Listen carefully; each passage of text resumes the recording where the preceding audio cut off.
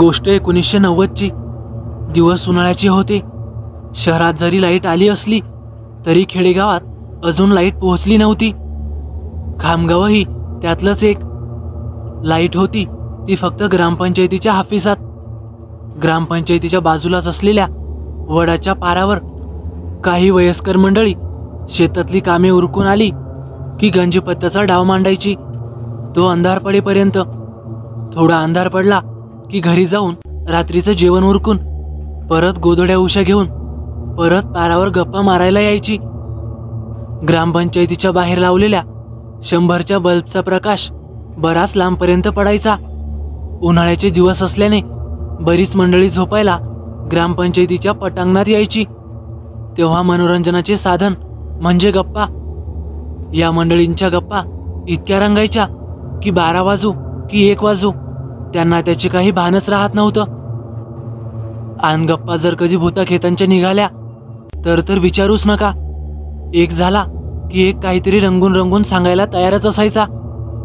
विषय निघाला खिंडीतल्या भूताचा. अरे म्हणत्या ती अवसाच्या रातीला खिंडीत भूताची सभा भरतीया. मी आभी ऐकलंय आवस पुनवेच्या रातीला जर कोणी एकटा दुकटा खिंडीतून आला की त्याला धरलंच म्हणून समजा. एक जण हळू आवाजात डोक्यावरची टोपी सावरत, अरे मी आभी ऐकलं या. अरे भानगड काय आहे माहितीये का? खंडू पाटलानं त्याच्या शेतावर काम करणाऱ्या एका जवान पोरीची छेड काढली. मग त्या पोरीनं पाटलाच्या अशी कान सुलीत लागवली. अरे बापर, पुढं काय झालं मग तर पाटील पेटलाच असेल राव.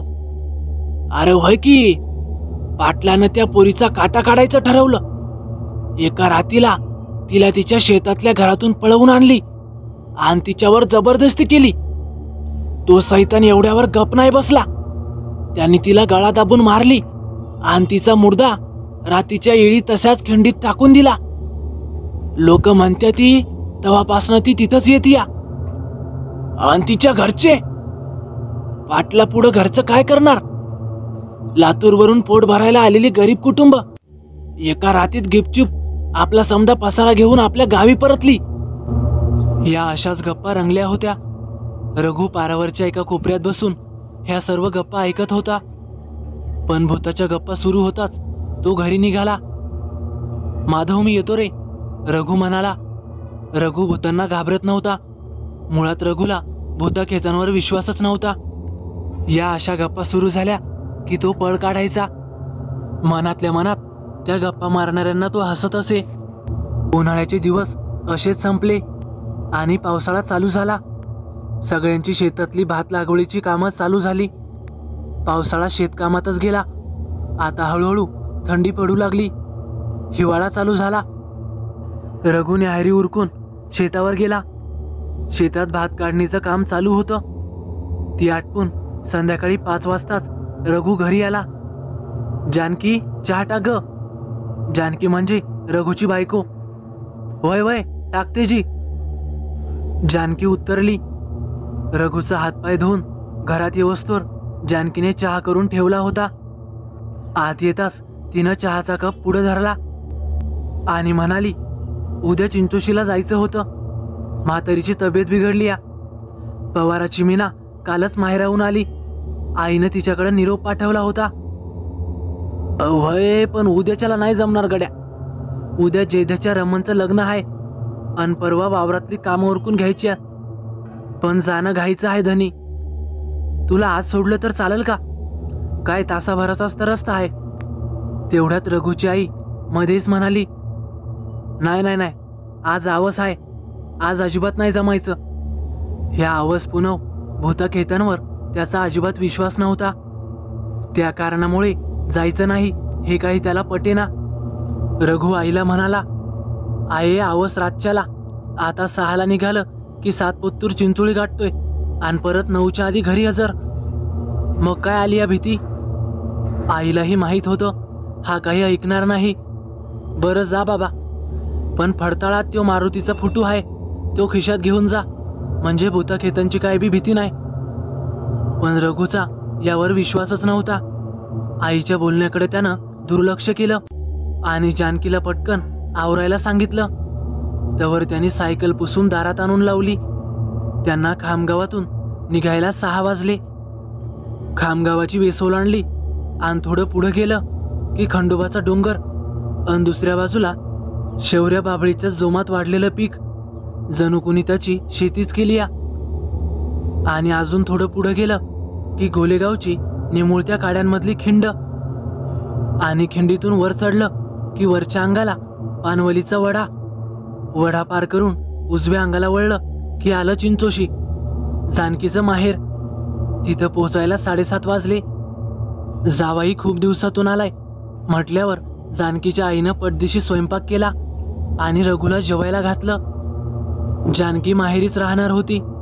सर्जेराव, जानकीचे वडील, त्यांनी रघुला राहण्याचा खूपच आग्रह केला. पाहुणं रातभर राहावं की, आन पायटं कोंबडं वरडलं की निघा खामगावकडं. तसं बी आज औसची रात आहे, अंधार बी लय आहे. पण रघु काय राहायला तयार होईना. त्यानं म्हाताराईची गाठ घेतली. थोडा वेळ तिच्याजवळ बसला, तिची विचारपूस केली आणि लगोलग निघाला परतीच्या वाटेला. रघुच्या सायकलच्या मागे डायनॅमो होता आणि पुढे त्यावर चालणारी हेडलाईट. नाही म्हणता तरी रघुला तिथून निघायला 10 वाजलेच. सासरवाडीवरून मैलभर पुढं जात नाही तोच त्याची सायकल पंक्चर झाली. मग पंक्चरच्या दुकानापत्तोर सायकल हातात धरून वडत वडतच आणली. रात्रीचे 10 वाजून गेले होते. पंक्चरवाल्याला दादा बाबा करून उठवलं आणि तेवढी पंक्चर काढून घेतली. रात्रीच्या वेळी उठवलं म्हणून त्याने पंक्चरचे पैसे बी डबल घेतले. पंक्चर काढायला अर्धा पाऊण तास गेलाच. 11 वाजायला आले होते. आता लईच उशीर झाला होता. त्यानं सायकलवर जोरात टांग टाकली आणि जोरात पेंडल मारू लागला. जसा जसा पेंडल जोरात मारत होता तसा तसा सायकलच्या हेडलाईटमधून प्रखर प्रकाश धुळीच्या वाटेवर पडत होता. अवघ्या 15 मिनिटातच त्याने पानवलीचा वडा गाठला. दिवस थंडीचे होते. वड्याजवळ गारठा जरा जास्तच जाणवत होता. रघु सायकलचा पेंडल जोरजोरात मारत होता. त्याला कधी एकदा घरी जातोय असं झालं होतं. त्याला भूतखेताची भीती नव्हती, पण चोरट्यांची भीती त्याला वाटत होती. आज त्याच्या खिशात कांद्यांची मिळालेली पट्टी तशीच होती. गडबडीत तो ते पैसे घरी ठेवायला विसरला होता. पुढं काळाकुट्ट अंधार त्याची वाट बघत होता. रातकिडे किरकिर करत होते. मधीच एखादं घोबड सपकन समोरून जात होतं. एखादा काजवा एखाद्याचे डोळे चमकावे तसा झुडपा आडून डोकावत होता. रघु आता खिंडीत आला होता. खिंडीपासून पुढं 2 मैलावर एकही घर नव्हतं. थंडी तर कडाडून पडली होती. सायकल चालवून चालवून त्याचे हातपाय गाराटले होते. पाय जड झाले होते. आणि तेवढ्यात त्याला एक चहाची टपरी दिसली. टपरीवर अंदाजे 20शीतली एक सुंदर मोहक आणि तिला बघताच कुणीही घायाळ होईल असा कमनीय बांधा असलेली तरुणी एवढ्या भयान अंधारात एकटीच. रघुला प्रश्न पडला, ही एवढ्या रात्री इथं काय करत असेल? आजूबाजूला तर कुणीच नव्हतं. त्यानं सायकल थांबवली की सायकल आपोआप थांबली. काहीच कळालं नाही. तो मनात म्हणाला, जाऊ दे, आपल्याला काय करायचंय, कपभर चहा पिऊ आणि निघू पुढच्या वाटेला. त्याने त्या पोरीला एक चहा सांगितला. तिनं लगेच आणून दिला आणि ती आत गेली. चहाचा घोट घेता घेता रघुचं लक्ष मागच्या बाजूला गेलं तर 10-12 गडी हसत खिदळत नुसतंच बेसन वरपत होते. क्षणभर रघुला वाटलं, हे मलाच पाहून हसतात की काय. चहा पिऊन झाल्यावर त्याने पैसे द्यायला आतमध्ये डोकावलं तर एक मध्यम वयाची 30शीतली बाई मोठी कढाईवर बेसन हातानेच हाटताना दिसली. खालून चुलीला ढणाढणा जाळ चालू होता आणि ही बाई हाताने बेसन हाटत होती. तिच्या आजूबाजूला बऱ्याच कोंबड्या मोकळ्या फिरत होत्या. बेसन हाटता हाटताच तिने त्यातली एक कोंबडी अशी गपकन पकडली आणि हातानेच तिची मान फिरगाळली आणि कच्चीच कोंबडी दातांनी तोडून ती तिचं रक्त पिऊ लागली. रघु आता पुरता घाबरला. हातपाय थरथर कापायला लागले. त्याने पैसे तसेच हातात दाबले आणि तिथून पळ काढायचं ठरवलं. तो झपाझपा पावलं टाकत सायकलपाशी आला. सायकलला पैंडल मारणारच तेवढ्यात ती आधी पाहिलेली तरुणी त्याच्या जवळ आली. कुठं खामगावाकडे चाललात का? एशी पतोर सोडता का? आता रघुची पार वाट लागली होती. त्याचं डोकं जड झालं होतं. त्या तरुणीचं मोहक रूप पाहून तो क्षणभर पाहतच राहिला. तो काही म्हणायच्या आधीच ती गपकन सायकलवर मागं बसली. पण रघुला काही कळना. रघुनं घाबरून सायकलला जोरात पॅन्डल मारला. घाबरत घाबरत रघुनी तिला विचारलं, तिथं अजून कोणी होतं का? त्यावर ती उत्तरली, नाही, मी तर एकटीच होते आणि आज गिराईक बी नव्हती. आज तुम्ही एकटेच घावलात. असं म्हणत ती विकृत हसायला लागली. एखादं लहान लेकरू जरी मागं बसलं तरी सायकल चालवणाऱ्याला ते जाणवतं. पण ही एवढी मोठी बाई सायकलवर बसली तरी रघुला तिचं वजन जाणवत नव्हतं. म्हणून त्यानं मागं वळून पाहिलं तर ती होती. रघुची छाती धडधडू लागली. तो पॅन्डल मारतोय मारतोय तरी गाव काही येईना. एवढ्या थंडीतही त्याला डबडबून घाम फुटला. सायकल चालवता चालवता त्यानं मागं पाहिलं तर तिनं दात विचकून भेसूर हसायला सुरुवात केली. आता त्याची पुरती घाबरगुंडी झाली होती. त्यांनी सुसाट वाऱ्यासारखी सायकल दामटली.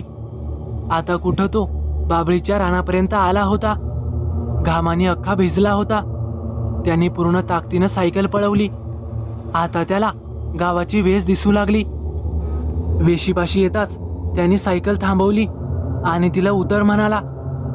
तर ती वेशीपासून लांब पण नजरेस पडल अशा टप्प्यावर रस्त्यावर बसली होती. तिच्या लांब सडक झिपऱ्या, दोन्ही बाजूंनी गळ्यात पांढरी साडी, निखाऱ्यासारखे लालबुंद डोळे, त्या डोळ्यातून साडीवर पडणारे रक्ताचे थेंब आणि तिचं भयान हसणं. हे सगळं पाहून रघुची जणू बोबडी वळाली. तो पुरता घाबरला. त्याला घरी पोचायला पहाटेचे 5 वाजले. त्याच्या डोक्यात रात्रभर घडलेला थरार घुमत होता. रघु 8 दिवस काय अंथरुणावरून उठलाच नाही. आणि तिथून पुढं त्यांना अमावस्या पौर्णिमेलाच काय पण कधीही रात्रीचं बाहेरगावी जायचं धाडस केलं नाही. तर मित्रांनो, कसा वाटला तुम्हाला अनुभव? आवडल्यास नक्की लाईक करा, कमेंट करायला विसरू नका. आणि हो, आपल्या चॅनलला आतापर्यंत सबस्क्राईब केलं नसेल तर नक्कीच सबस्क्राईब करा आणि बाजूला येणाऱ्या बेल आयकॉनलाही दाबा, जेणेकरून भविष्यात येणाऱ्या व्हिडिओज मी आपल्यापर्यंत पोहोचवू शकेन. तर चला भेटूया पुढच्या व्हिडिओत. धन्यवाद.